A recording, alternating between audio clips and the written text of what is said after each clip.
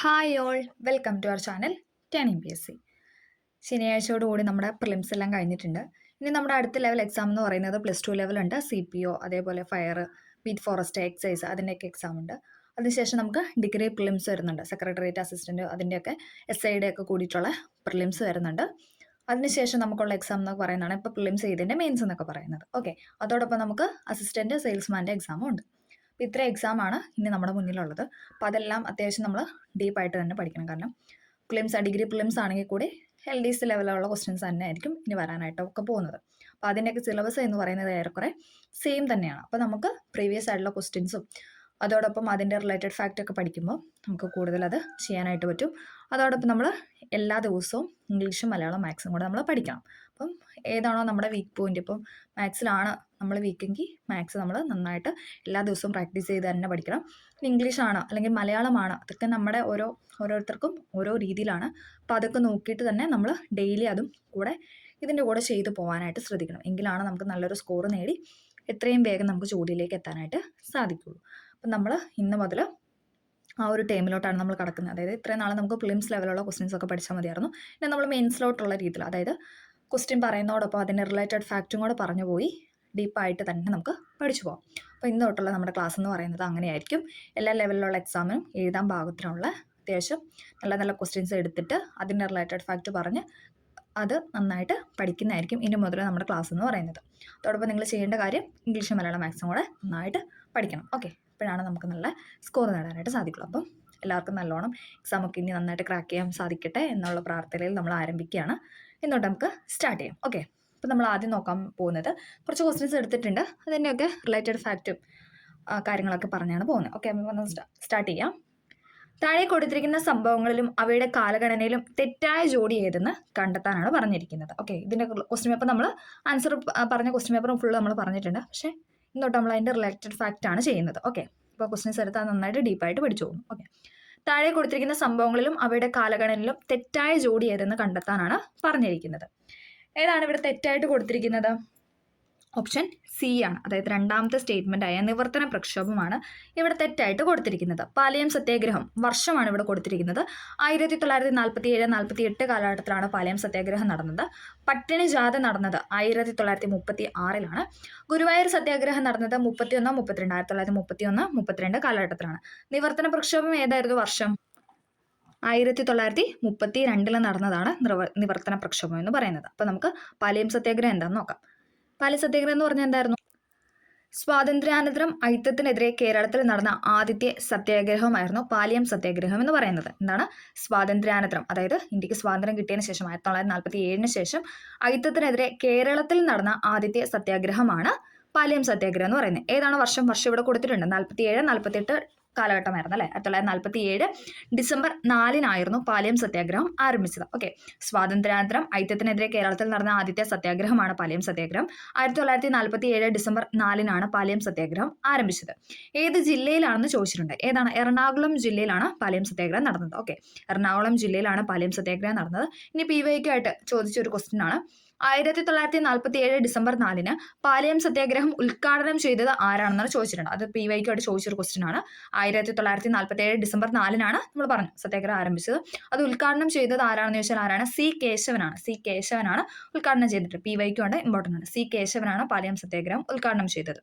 സത്യാഗ്രഹ കാരണം ചോദിച്ചാൽ ചേന്ദമംഗലത്ത് പാലിയത്തച്ഛൻ്റെ വീട്ടിന് മുന്നിലുള്ള പൊതുനിരത്തിലൂടെ നടക്കാനുള്ള സ്വാതന്ത്ര്യം അവർണർക്കും അഹിന്ദുക്കൾക്കും നിഷേധിക്കപ്പെട്ടതായിരുന്നു പാലിയം സത്യാഗ്രഹം നടക്കാനുള്ള കാരണമെന്ന് പറഞ്ഞത്. നമ്മൾ പറഞ്ഞു സ്വാതന്ത്ര്യാനന്തരം അയിത്തത്തിനെതിരെ കേരളത്തിൽ നടന്ന ആദ്യത്തെ സത്യാഗ്രഹം. അപ്പോൾ അയിത്തമാണ് അതിനകത്തെ പ്രശ്നം എന്ന് പറയുന്നത്. ഓക്കെ, ചേന്ദമംഗലത്ത് പാലിയത്തച്ഛൻ്റെ വീടിന് മുന്നിലുള്ള പൊതുനിരത്തിലൂടെ നടക്കാനുള്ള സ്വാതന്ത്ര്യം അവർണർക്കും അഹിന്ദുക്കൾക്കും നിഷേധിക്കപ്പെട്ടതാണ് പാലിയം സത്യാഗ്രഹം നടക്കാനുള്ള കാരണം എന്ന് പറയുന്നത്. ഇത്രയും കാര്യങ്ങൾ പഠിച്ചാൽ മതി. ഇത്രയാണ് നമുക്ക് PYQ ആയിട്ട് ചോദിച്ചിട്ടുള്ളത്. അടുത്ത നിവർത്തന പ്രക്ഷോഭമാണ്. നമ്മൾ പറഞ്ഞു ഏതായിരുന്നു നിവർത്തന പ്രക്ഷോഭത്തിന്റെ ഇയർ? 1932 നടന്ന പ്രക്ഷോഭമാണ് നിവർത്തന പ്രക്ഷോഭം. തിരുവിതാംകൂറിൽ സാമുദായിക സംവരണത്തിനു വേണ്ടിയും ഭരണപരിഷ്കാരങ്ങൾക്കെതിരെയും നടന്ന സമരമായിരുന്നു നിവർത്തന പ്രക്ഷോഭം എന്ന് പറയുന്നത്. തിരുവിതാംകൂറിൽ സാമുദായിക സംവരണത്തിനു വേണ്ടിയും ഭരണപരിഷ്കാരങ്ങൾക്ക് എതിരെ നടന്ന സമരമായിരുന്നു 1932 നടന്ന നിവർത്തന പ്രക്ഷോഭം എന്ന് പറയുന്നത്. പിന്നെന്താണ് നിവർത്തന പ്രക്ഷോഭം എന്ന വാക്കിന്റെ ഉപജ്ഞാതാവ് ചോദിച്ചിട്ടുണ്ട്. നിവർത്തനം എന്ന വാക്കിന്റെ ഉപജ്ഞാതാവ് PYക്കായിട്ട് ചോദിച്ചൊരു ക്വസ്റ്റൻ ആണ്. നിവർത്തനം എന്ന വാക്കിന്റെ ഉപജ്ഞാതാവ് ചോദിച്ചാൽ IC ചാക്കോയാണ് നിവർത്തനം എന്ന വാക്കിന്റെ ഉപജ്ഞാതാവ്. പ്രക്ഷോഭം നയിച്ച വിഭാഗം ചോദിച്ചിട്ടുണ്ട്. ഏതൊക്കെയാണ്? ഈഴവയുണ്ട്, ക്രിസ്ത്യനുണ്ട്, മുസ്ലിമുണ്ട്. ഈഴവ, ക്രിസ്ത്യൻ, മുസ്ലിം സമുദായക്കാരായിരുന്നു പ്രക്ഷോഭം നയിച്ച വിഭാഗം എന്ന് പറയുന്നത്. ന്യൂനപക്ഷ വിഭാഗങ്ങൾക്ക് സംവരണം ലഭിക്കുന്നതിന് കാരണമായ പ്രക്ഷോഭമായിരുന്നു നിവർത്തന പ്രക്ഷോഭം എന്ന് പറയുന്നത്. ന്യൂനപക്ഷ വിഭാഗങ്ങൾക്ക് സംവരണം ലഭിക്കുന്നതിന് കാരണമായ പ്രക്ഷോഭമാണ് നിവർത്തന പ്രക്ഷോഭം. നിവർത്തന പ്രക്ഷോഭത്തിന് മുഖപത്രം ചോദിച്ചിട്ടുണ്ട്. കേരള കേസരിയാണ് നിവർത്തന പ്രക്ഷോഭത്തിന്റെ മുഖപത്രം എന്ന് പറയുന്നത്. കേരള കേസരിയാണ് നിവർത്തന പ്രക്ഷോഭത്തിന്റെ മുഖപത്രം, കേരള കേസരി. നിവർത്തന പ്രക്ഷോഭത്തിന് ജിഹ്വ എന്നറിയപ്പെടുന്ന പത്രം ചോദിച്ചിട്ടുണ്ട്. അതും കേരള കേസരി തന്നെയാണ്. ഓക്കെ, നിവർത്തന പ്രക്ഷോഭത്തിന്റെ മുഖപത്രം ചോദിച്ചാലും നിവർത്തന പ്രക്ഷോഭത്തിന് ജിഹ്വ എന്നറിയപ്പെടുന്ന പത്രം ചോദിച്ചാലും കേരള കേസരി തന്നെയാണ്. സംയുക്ത രാഷ്ട്രീയ സമിതി രൂപം കൊണ്ടത് 1932 ഡിസംബർ 17-നാണ്. സംയുക്ത രാഷ്ട്രീയ സമിതി രൂപം കൊണ്ടത് അതേ വർഷം 32 ഡിസംബർ 17. നിവർത്തന പ്രക്ഷോഭ കമ്മിറ്റിയുടെ സെക്രട്ടറി ചോദിച്ചാൽ C കേശവൻ തന്നെയായിരുന്നു. നമ്മൾ പാലയം സത്യാഗ്രഹം പറഞ്ഞപ്പോഴും C കേശവന്റെ കാര്യം പറഞ്ഞായിരുന്നു അല്ലേ? ഓക്കെ, അപ്പം എന്താണ് നിവർത്തന പ്രക്ഷോഭ കമ്മിറ്റിയുടെ സെക്രട്ടറി എന്ന് പറയുന്നതും C കേശവനായിരുന്നു. അടുത്ത നിവർത്തന പ്രക്ഷോഭവുമായി ബന്ധപ്പെട്ട വിവാദമായ കോഴഞ്ചേരി പ്രസംഗം നടത്തിയത് അതും ചോദിച്ചിട്ടുണ്ട്. അതാണ് കോഴഞ്ചേരി പ്രസംഗം നടത്തിയ C കേശവനാണ്. അത് BYക്കുമാണ്. ഏതായിരുന്നു വർഷം? 1935-ലാണ്. കോഴഞ്ചേരി പ്രസംഗം C കേശവൻ നടത്തിയത് 1935-ലാണ്. നിവർത്തന പ്രക്ഷോഭവുമായി ബന്ധപ്പെട്ട് ഉണ്ടായ വിവാദമായിരുന്നു കോഴഞ്ചേരി പ്രസംഗം എന്ന് പറയുന്നത്. PSC രൂപീകരിക്കാൻ കാരണമായ പ്രക്ഷോഭവുമാണ് ഏതെന്ന് പറയുന്നത്? നിവർത്തന പ്രക്ഷോഭം എന്ന് പറയുന്നത്. PSC പബ്ലിക് സർവീസ് കമ്മീഷൻ രൂപീകരിക്കാൻ കാരണമായ പ്രക്ഷോഭമാണ് നിവർത്തന പ്രക്ഷോഭം. ട്രാവൻകൂർ പബ്ലിക് സർവീസ് കമ്മീഷൻ രൂപം കൊണ്ടത് ഏതാണ്? Travancore TPSC Travancore public service commission രൂപം കൊണ്ടത് 36-ലാണ്. കാരണം ആ സമയത്ത് കേരളം വന്നിട്ടില്ല. 36-ലായിരുന്നു TPSC അഥവാ ട്രാവൻകൂർ പബ്ലിക് സർവീസ് കമ്മീഷൻ രൂപം കൊണ്ടത്. ഓക്കെ, അപ്പോൾ ഇത്രയും കാര്യങ്ങളാണ് നമുക്ക് അതിനകത്ത് പറയാനുള്ളത്. അപ്പം വർഷം കറക്റ്റായിട്ട് ഓർത്തിരിക്കുക. 32-ലായിരുന്നു നിവർത്തന പ്രക്ഷോഭം. ഈഴവ, ക്രിസ്ത്യൻ, മുസ്ലിം സമുദായക്കാരെ നയിച്ചതായിരുന്നു ഈ പ്രക്ഷോഭം എന്ന് പറയുന്നത്. പിന്നെ നിവർത്തനം എന്ന വാക്കിന്റെ ഉപജ്ഞാതാവ് റിപ്പീറ്റ് ചെയ്ത് ചോദിച്ചിട്ടുള്ള ക്വസ്റ്റനാണ്. IC ചാക്കോയാണ്. പിന്നെ നിവർത്തന പ്രക്ഷോഭത്തിന്റെ മുഖപത്രമാണ് കേരള കേസരി എന്ന് പറയുന്നത്. നിവർത്തന പ്രക്ഷോഭ കമ്മിറ്റിയുടെ സെക്രട്ടറി C കേശവനാണ്. അതോടൊപ്പം ആ ഒരു സമയത്ത് കോഴഞ്ചേരി പ്രസംഗം നടത്തിയ വ്യക്തി ആരാന്ന് ചോദിച്ചാൽ അതും ആരാണ്? C കേശവനാണ്. ഏതായിരുന്നു വർഷം എന്ന് ചോദിച്ചാൽ 35-ലാണ്. ഓക്കെ, അടുത്തത് നമ്മൾ പറയാനായിട്ട് പോകുന്ന പട്ടിണി ജാഥയാണ്. പട്ടിണി ജാഥ ഏതായിരുന്നു വർഷം? 1936-ലാണ്. കണ്ണൂരിൽ നിന്ന് മദ്രാസിലേക്ക് പട്ടിണി ജാഥ നയിച്ച നേതാവാണ് ആരെന്ന് പറയുന്നത്? AK ഗോപാലൻ അഥവാ AKG എന്ന് പറയുന്നത്. വർഷം പറഞ്ഞിട്ടുണ്ട് 36-ലാണ്. പട്ടിണി ജാഥ നടന്നത് 36-ലാണ്. കണ്ണൂരിൽ നിന്നും മദ്രാസിലേക്ക് പട്ടിണി ജാഥ നയിച്ച നേതാവ് ചോദിച്ചിട്ടുണ്ട്. അതാരാണെന്ന് ചോദിച്ചാൽ ആരാണ്? AKG ആണ്. AK ഗോപാലനാണ്. പട്ടിണി ജാഥയിൽ പങ്കെടുത്തവരുടെ എണ്ണം 32 പേരായിരുന്നു പട്ടിണി ജാഥയിൽ പങ്കെടുത്തത്. പിന്നെ നമുക്ക് 2019 ഒരു എക്സാമിന് ചോദിച്ചിട്ടുള്ള ഒരു ക്വസ്റ്റൻ ആണ്. തന്നിരിക്കുന്ന പട്ടിണി ജാഥയുമായി ബന്ധമുള്ള വ്യക്തി അങ്ങനെ പറഞ്ഞ ക്വസ്റ്റൻ ചോദിച്ചിട്ടുണ്ട്. ആരാണെന്ന് ചോദിച്ചാൽ അത് AK ഗോപാലനാണ്. അടുത്തത് ഗുരുവായൂർ സത്യാഗ്രഹമാണ്. ഗുരുവായൂർ സത്യാഗ്രഹം നടന്ന വർഷം എന്ന് പറയുന്നത് 31-32 കാലഘട്ടത്തിലാണ്.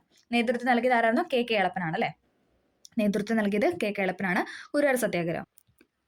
എല്ലാ ഹിന്ദുക്കൾക്കും ക്ഷേത്രപ്രവേശനം വേണമെന്ന ആവശ്യവുമായി KPCCയുടെ നേതൃത്വത്തിൽ നടന്ന പ്രക്ഷോഭമായിരുന്നു ഗുരുവായൂർ സത്യാഗ്രഹം 1931-32 കാലഘട്ടത്തിൽ. ഗുരുവായൂർ സത്യാഗ്രഹം ആരംഭിച്ചത് ചോദിച്ചിട്ടുണ്ട്. ഏതാണ്? 1931 നവംബർ 1-നാണ്. 1931 നവംബർ 1-നായിരുന്നു ഗുരുവായൂർ സത്യാഗ്രഹം ആരംഭിച്ചത്. അത് ഓർത്താൽ മതി. കേരളം വന്ന ദിവസം അല്ലെങ്കിൽ നവംബർ 1 നമുക്ക് അങ്ങനെ കേരളപ്പിറവി അത് വെച്ചിട്ടൊന്ന് കണക്ട് ചെയ്താൽ മതി. ഗുരുവായൂർ സത്യാഗ്രഹം ആരംഭിച്ചത് 1931 നവംബർ 1-നായിരുന്നു. ഗുരുവായൂർ സത്യാഗ്രഹത്തിന് നേതൃത്വം നൽകിയത് അത് എപ്പോഴും ചോദിക്കുന്ന ക്വസ്റ്റൻ ആണ്. KK കേളപ്പനാണ്. ഗുരുവായൂർ സത്യാഗ്രഹത്തിന് നേതൃത്വം നൽകിയത് KK കേളപ്പനാണ്. ഗുരുവായൂർ ക്ഷേത്രപ്രവേശന പ്രചാരണ കമ്മിറ്റിയുടെ ക്യാപ്റ്റൻ T സുബ്രഹ്മണ്യൻ തിരുമുമ്പാണ്. അതും ചോദിച്ചിട്ടുണ്ട്. ഗുരുവായൂർ ക്ഷേത്രപ്രവേശന പ്രചരണ കമ്മിറ്റിയുടെ ക്യാപ്റ്റൻ ആരാന്ന് വെച്ചാൽ T സുബ്രഹ്മണ്യം തിരുമുമ്പാണ്. അടുത്തത് KK കേളപ്പൻ നിരാഹാര സത്യാഗ്രഹം ആരംഭിച്ചത് ഡേറ്റും ചോദിച്ചിട്ടുണ്ട്. 1932 സെപ്റ്റംബർ 21-നാണ്. തൊട്ടടുത്ത വർഷമാണ്. 1932 സെപ്റ്റംബർ 21-നായിരുന്നു KK കേളപ്പൻ നിരാഹാര സത്യാഗ്രഹം ആരംഭിച്ചത്. ഗുരുവായൂർ സത്യാഗ്രഹത്തോടനുബന്ധിച്ച് KK കേളപ്പൻ നിരാഹാര സമരം കിടന്നത് 1932 സെപ്റ്റംബർ 21-നാണ്. ഇനി അത് പിൻവലിച്ചത് ആരാണ് അത് പിൻവലിക്കാൻ അല്ലെങ്കിൽ ആരാണ് അത് ഇടപെട്ടത് എന്ന് ചോദിച്ചാൽ അത് ഗാന്ധിജിയാണ്. ഗാന്ധിജി ഇടപെട്ട് നിരാഹാര സത്യാഗ്രഹം പിൻവലിച്ചത് തൊട്ടടുത്ത മാസം 1932 ഒക്ടോബർ 2 ഗാന്ധി ജയന്തിയല്ല. അപ്പം അത് വെച്ച് കണക്ട് ചെയ്താൽ മതി. ഗാന്ധിജി പറഞ്ഞിട്ട് KK കേളപ്പൻ അദ്ദേഹം നിരാഹാര സത്യാഗ്രഹം അവസാനിപ്പിച്ചു. എന്നാണെന്ന് ചോദിച്ചാൽ 1932 ഒക്ടോബർ 2-നാണ്. സെപ്റ്റംബർ 21-ന് ആരംഭിച്ച് ഒക്ടോബർ 2-ന് നിരാഹാര സത്യാഗ്രഹം പിൻവലിച്ചു. ഓക്കെ, ഗുരുവായൂർ ക്ഷേത്രമണി അടിച്ച ആദ്യത്തെ അബ്രാഹ്മണൻ ചോദിച്ചിട്ടുണ്ട്. ഗുരുവായൂർ ക്ഷേത്രമണി അടിച്ച ആദ്യത്തെ ബ്രാഹ്മണനല്ലാത്ത വ്യക്തിയാണ് പറഞ്ഞാൽ P കൃഷ്ണപിള്ള. P കൃഷ്ണപിള്ളയായിരുന്നു ഗുരുവായൂർ സത്യാഗ്രഹ ആ ഒരു സമയത്ത് ക്ഷേത്രത്തിൽ കയറി ഗുരുവായൂർ കയറിയിട്ട് ക്ഷേത്രമണി അടിച്ചു. അത് അബ്രാഹ്മണനാണ്. അദ്ദേഹത്തിൻ്റെ പേര് ചോദിച്ചാൽ P കൃഷ്ണപിള്ളയാണ്, പി കൃഷ്ണപിള്ള. അതും നമ്മുടെ അടുത്ത് PVK ആയിട്ട് ചോദിച്ച ക്വസ്റ്റൻ. അതിനെ തുടർന്ന് ഗുരുവായൂർ സത്യാഗ്രഹത്തിൽ ക്രൂരമായ മർദ്ദനമേറ്റ സത്യാഗ്രഹ നേതാവാണ് പി കൃഷ്ണപിള്ള. അബ്രാഹ്മണനാണല്ലോ, അപ്പോൾ അദ്ദേഹം കയറി മണി അടിച്ചതിനെ തുടർന്ന് അദ്ദേഹത്തിന് എന്താണ് ക്രൂരമായി അവരുടെ കയ്യിൽ നിന്ന് മർദ്ദനമേൽക്കേണ്ടി വന്നിട്ടുണ്ട്. ഏത് ക്ഷേത്രപ്രവേശനവുമായി ബന്ധപ്പെട്ടാണ് ജനഹിത പരിശോധന നടത്തിയതെന്ന് ഒരു ക്വസ്റ്റ്യൻ ചോദിച്ചിട്ടുണ്ട്. പ്രീവിയസ് ആയിട്ട് ചോദിച്ച ക്വസ്റ്റ്യൻ ആണ്. ഏത് ക്ഷേത്രപ്രവേശനവുമായി ബന്ധപ്പെട്ടാണ് ജനഹിത പരിശോധന നടത്തിയത്? ജനഹിത പരിശോധന നടത്തിയത് ഗുരുവായൂർ സത്യാഗ്രഹവുമായി ബന്ധപ്പെട്ടാണ്. ഇനി അത് ഏത് താലൂക്കിലാണെന്നും ചോദിച്ചിട്ടുണ്ട്. ഏതാണ്? പൊന്നാനി താലൂക്കിലായിരുന്നു. ഗുരുവായൂർ സത്യാഗ്രഹ കാലത്ത് ഗുരുവായൂർ ക്ഷേത്രം നിലനിന്നിരുന്ന താലൂക്കാണ് പൊന്നാനി താലൂക്ക് എന്ന് പറയുന്നത്. അപ്പോൾ അവിടെയായിരുന്നു എന്തെന്ന് പറഞ്ഞാൽ ജനഹിത പരിശോധന നടത്തിയത്.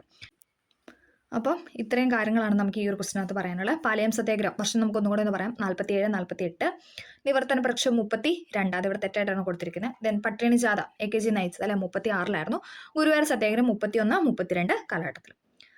അടുത്ത ക്വസ്റ്റ്യൻ, പോർച്ചുഗീസ് കാലഘട്ടത്തിൽ നടന്ന ഉദയംപേരൂർ സുന്നഹദോസിന്റെ അതായത് ഉദയംപേരൂർ സുന്നഹദോസ് എന്ന് പറഞ്ഞാൽ 1599. അതിലെ അധ്യക്ഷൻ ആരാന്നാണ് ചോദിച്ചിരിക്കുന്നത്. പോർച്ചുഗീസ് കാലഘട്ടത്തിൽ നടന്ന ഉദയംപേരൂർ സുന്നഹദോസിന്റെ അധ്യക്ഷൻ എന്ന് പറയുന്നത് option B bishop Alexis de Menezes ആണ്. അലക്സസ് ഡി മെനസിസ് ആയിരുന്നു പോർച്ചുഗീസ് കാലഘട്ടത്തിൽ നടന്ന ഉദയംപേരൂർ സുന്നഹദോസിന്റെ അധ്യക്ഷൻ എന്ന് പറയുന്നത്. കേരളത്തിലെ ക്രൈസ്തവ സഭയെ റോമിനോട് വിധേയത്വമുള്ളവരാക്കി മാറ്റാൻ ഉദയംപേരൂരിൽ നടത്തിയ പുരോഹിത സമ്മേളനമാണ് AD 1599 ഉദയംപേരൂർ സുന്നഹദോസ് എന്ന് പറയുന്നത്. 1599 വർഷം ഇവിടെ തന്നിട്ടുണ്ട്. എന്താണ്? കേരളത്തിലെ ക്രൈസ്തവ സഭയെ റോമിനോട് വിധേയത്വമുള്ളവരാക്കി മാറ്റാൻ ഉദയംപേരൂരിൽ നടത്തിയ പുരോഹിത സമ്മേളനമാണ് ഉദയംപേരൂർ സുന്നഹദോസ് എന്ന് പറയുന്നത്. 813 പേര് ഉദയംപേരൂർ സുന്നഹദോസിനെ പങ്കെടുത്തു എന്നാണ് പറയുന്നത്. 813 പേരാണ് അതിൽ പങ്കെടുത്തത്. പിന്നെ ഉദയംപേരൂർ സുന്നഹദോസിന്റെ അധ്യക്ഷത വഹിച്ചത് അലക്സസ് ഡി മെനസിസ് ആണ്. അതാണ് നമുക്കിവിടെ ക്വസ്റ്റ്യൻ ആയിട്ട് തന്നിരിക്കുന്നത്. ഓക്കെ, അടുത്തത് താഴെ തന്നിരിക്കുന്ന ഇന്ത്യയിലെ സാമൂഹിക പ്രസ്ഥാനങ്ങളുടെയും അവയുടെ സ്ഥാപകരുടെയും ശരിയായ ജോഡി ഏതാണ്? ഇതൊക്കെ എപ്പോഴും റിപ്പീറ്റ് ചെയ്യുന്ന ചോദിക്കുന്ന ക്വസ്റ്റ്യൻ ആണ്. ഓക്കെ, താഴെ തന്നിരിക്കുന്ന ഇന്ത്യയിലെ സാമൂഹിക പ്രസ്ഥാനങ്ങളുടെയും അവയുടെ സ്ഥാപകരുടെയും ശരിയായ ജോഡിയാണ് ചോദിച്ചിരിക്കുന്നത്. ഏതാണ്? ഓപ്ഷൻ A ആണ്. 1ഉം 4ഉം ആണ് ഇവിടെ ശരിയായിട്ട് കൊടുത്തിരിക്കുന്നത്. സത്യശോധക സമാജം ആരുടെയാണ്? ജ്യോതിറാവ് ഫുലെയുടെയാണ്. സത്യശോധക സമാജം എന്ന് പറയുന്നത് ജ്യോതിറാവ് ഫുലെ. ഹിതകാരിണി സമാജം വീരേശലിംഗം പന്തലൂരിന്റെയാണ്. ഹിതകാരിണി സമാജം എന്ന് പറയുന്നത് വീരേശലിംഗം പന്തലൂരിന്റെയാണ്. ആര്യ സമാജം ആരുടെയാണ്? സ്വാമി ദയാനന്ദ സരസ്വതിയാണ്. അത് ഇവിടെ തിരിച്ചാണ് തന്നിരിക്കുന്നത്. ആര്യ സമാജം സ്വാമി ദയാനന്ദ സരസ്വതി. പ്രാർത്ഥനാ സമാജം ആത്മാറാം പാണ്ഡുരംഗ. സത്യശോധക സമാജം ജ്യോതിറാവ് ഫുലെ. ആര്യ സമാജം സ്വാമി ദയാനന്ദ സരസ്വതി. പ്രാർത്ഥനാ സമാജം ആത്മാറാം പാണ്ഡുരംഗ്. ഹിതകാരുണ്യ സമാജം വീരേശ ലിംഗം പന്തലു. അപ്പം നമുക്ക് ഇതിൻ്റെ കൂടെയുള്ള കുറച്ച് ബാക്കി പ്രസ്ഥാനങ്ങളും സാമൂഹ്യ പരിഷ്കർത്താക്കളും നമുക്കൊന്ന് ജസ്റ്റ് നോക്കാം. ബ്രഹ്മസമാജം ആരുടെയാണ്? രാജാറാം മോഹൻ റോയുടെ തന്നെ. റിപ്പീറ്റ് ചെയ്ത് ചോദിക്കുന്ന ക്വസ്റ്റൻ ആണ്. ബ്രഹ്മസമാജം രാജാറാം മോഹൻ റോയ്. ആര്യ സമാജം നമ്മൾ പറഞ്ഞു സ്വാമി ദയാനന്ദ സരസ്വതിയാണ്. അതിനുശേഷം രാമകൃഷ്ണ മിഷൻ സ്ഥാപിച്ചത് സ്വാമി വിവേകാനന്ദനാണ്. സ്വാമി വിവേകാനന്ദന്റെയാണ് രാമകൃഷ്ണ മിഷൻ എന്ന് പറയുന്നത്. അടുത്തത് പ്രാർത്ഥനാ സമാജം നമ്മൾ പറഞ്ഞു ആത്മാറാം പാണ്ഡുരംഗ. പൂനെ സാർവജനിക് സഭ അതാരുടെയാണ്? മഹാദേവ ഗോവിന്ദ റാനഡെ, MG റാനഡെയുടെയാണ് പൂനെ സാർവനിക് സഭ എന്ന് പറയുന്ന മഹാദേവ ഗോവിന്ദ റാനഡെ. ഇതെല്ലാം SCRTയിലുള്ള ഫാക്റ്റ് ആണ്. ഓക്കെ, അടുത്തത് ഹിന്ദു മഹാസഭ മദൻ മോഹൻ മാളവ്യയുടേതാണ്. അതും ചോദിച്ചിട്ടുണ്ട്. ഹിന്ദു മഹാസഭ മദൻ മോഹൻ മാളവ്യ. തത്വബോധിനി സഭ ദേവേന്ദ്രനാഥ ടാഗോർ ആണ്. തത്വബോധിനി സഭ എന്ന് പറയുന്നത് ദേവേന്ദ്രനാഥ ടാഗോറാണ് തത്വബോധിനി സഭ. സത്യശോധക് സമാജം അതാരുടെയാണ്? ജ്യോതിറാവ് ഫുലെ അല്ലെ. സത്യശോധക് സമാജം ജ്യോതിറാവ് ഫുലെ. അടുത്തത് തിയോസഫിക്കൽ സൊസൈറ്റി ആരുടെയാണ്? മാഡം ബ്ലാവഡ്സ്കിയുടെയാണ് തിയോസഫിക്കൽ സൊസൈറ്റി എന്ന് പറയുന്നത്. അതോടൊപ്പം നമ്മൾ പറയാറുണ്ട് ഹോം റൂൾ ലീഗ് ആരുടെയാണ്? ആനി ബസന്റെയും ബാലഗംഗാധര തിലകന്റെയാണ്. ഹോം റൂൾ ലീഗ് എന്ന് പറഞ്ഞു കഴിഞ്ഞാൽ ബാലഗംഗാധര തിലകൻ അല്ലെങ്കിൽ ആനി ബസന്റ് രണ്ടും എഴുതാവുന്നതാണ്. അതോടൊപ്പം അഭിനവ് ഭാരത സൊസൈറ്റി VD സവർക്കർ. ഇത് ഇത്രയെന്ന് പറയുന്ന SCRT തന്നിട്ടുള്ള ഒരു ബോക്സ് ആണ്. അപ്പൊ നമുക്ക് ഒന്നും കൂടെ എന്ന് പറയാം. സത്യശോധക് സമാജം എന്ന് പറയുന്ന ജ്യോതിറാവ് ഫുലെ. ആര്യ സമാജം സ്വാമി ദയാനന്ദ സരസ്വതി. പ്രാർത്ഥനാ സമാജം ആത്മാറാം പാണ്ഡുരംഗ്. ഹിതകാരുണ്യ സമാജം വീരേശലിംഗം പന്തലു. ബ്രഹ്മസഭ ഇതൊക്കെ എന്ന് പറയുന്ന രാജാറാം മോഹൻ റോയുടേതാണ്. ആര്യ സമാജം നമ്മൾ പറഞ്ഞത് ദയാനന്ദ സരസ്വതിയാണ്. പിന്നെ ഉള്ളത് രാമകൃഷ്ണ മിഷൻ സ്ഥാപിച്ച ആരാണെന്ന് വെച്ചാൽ സ്വാമി വിവേകാനന്ദനാണ്. രാമകൃഷ്ണ മിഷൻ സ്വാമി വിവേകാനന്ദൻ.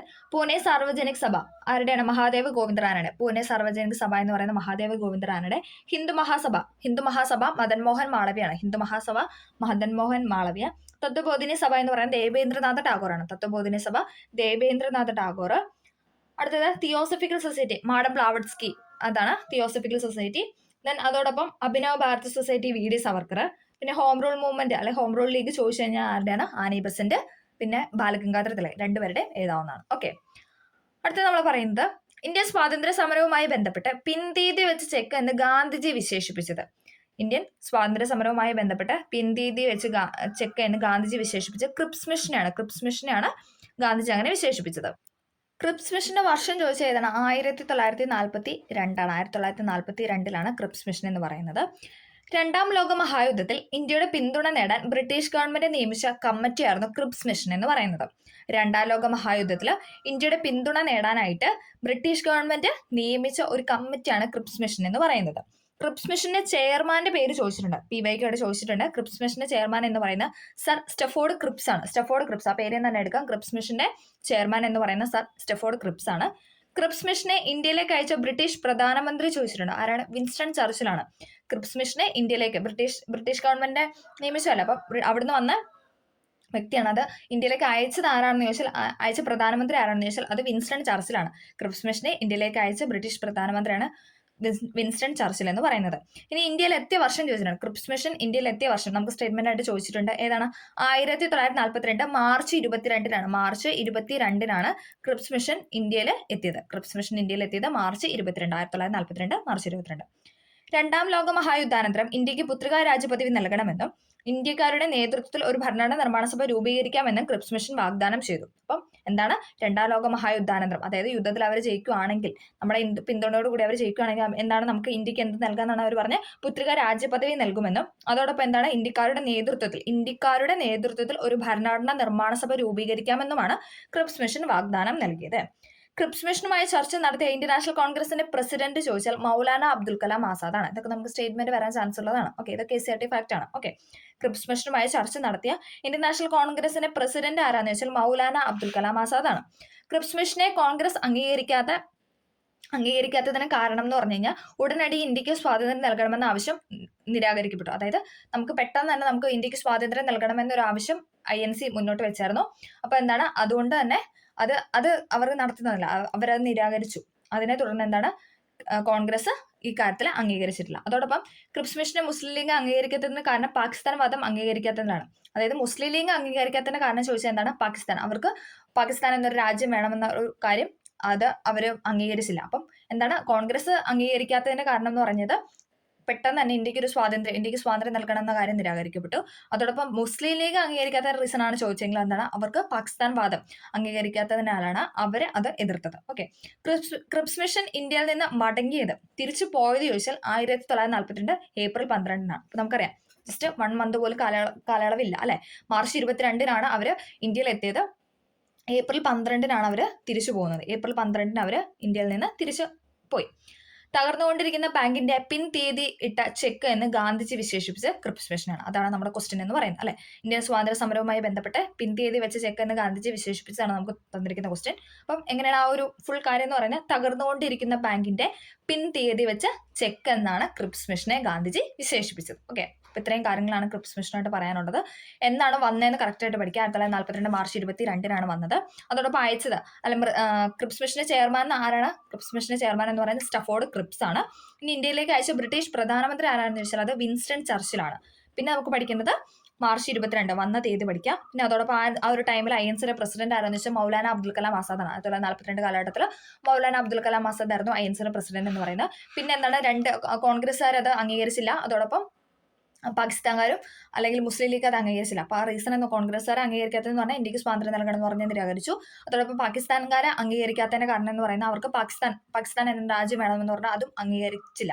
അതായത് ബ്രിട്ടീഷുകാർ അംഗീകരിച്ചില്ല. അത് രണ്ടുകൊണ്ടും എന്താണ്? കോൺഗ്രസ്സുകാരും ഈ ഒരു കാര്യം സമ്മതിച്ചില്ല. അതോടൊപ്പം മുസ്ലിം ലീഗും സമ്മതിച്ചില്ല. പിന്നെന്താണ്? ഗാന്ധിജി വിശേഷിപ്പിച്ച പിൻതീയതി വെച്ച ചെക്ക് എന്നാണ് ഗാന്ധിജി ക്രിപ്സ് മിഷനെ വിശേഷിപ്പിച്ചത്. ഓക്കെ, റിപ്പീറ്റ് ചെയ്ത് പറയുന്നത് നമ്മൾ നന്നായിട്ട് പഠിക്കാൻ വേണ്ടിയിട്ടാണ്. അടുത്ത ക്വസ്റ്റ്യനിലോട്ട് പോവാം. ലിപുലേഖ് ചുരം ബന്ധിപ്പിക്കുന്ന പ്രദേശങ്ങൾ ഏതൊക്കെയാണ്? ലിപുലേഖ് ചുരം ബന്ധിപ്പിക്കുന്ന പ്രദേശമാണ് ഏതെന്ന് പറയുന്ന ഓപ്ഷൻ എ ഉത്തരാഖണ്ഡ്, ടിബറ്റ് എന്ന് പറയുന്നത്. ലിപുലേഖ് ചുരം ബന്ധിപ്പിക്കുന്ന ഉത്തരാഖണ്ഡ്, ടിബറ്റ് ആണ്. അപ്പൊ നമുക്ക് കുറച്ച് ചുരങ്ങൾ പറയാം. ഏതൊക്കെയാണ്? ലിപുലേഖ് ചുരം ഇപ്പൊ നമ്മൾ പറഞ്ഞു ഉത്തരാഖണ്ഡ്, ടിബറ്റ്. അടുത്ത ബനിഹാൾ എപ്പോഴും ചോദിക്കുന്നതാണ്. ബനിഹാൾ ജമ്മുവിനെയും ശ്രീനഗറിനെയും ബന്ധിപ്പിക്കുന്നതാണ്. ജമ്മുവിനെയും ശ്രീനഗറിനെയും ബന്ധിപ്പിക്കുന്നതാണ് ബനിഹാൾ ചുരം എന്ന് പറയുന്നത്. ജമ്മു കാശ്മീരിനെയും ശ്രീനഗറിനെയും ബന്ധിപ്പിക്കുന്നതാണ് ബനിഹാൾ ചുരം എന്ന് പറയുന്നത്. അടുത്തത് ഹിമാചൽ പ്രദേശ് ടിബറ്റ്.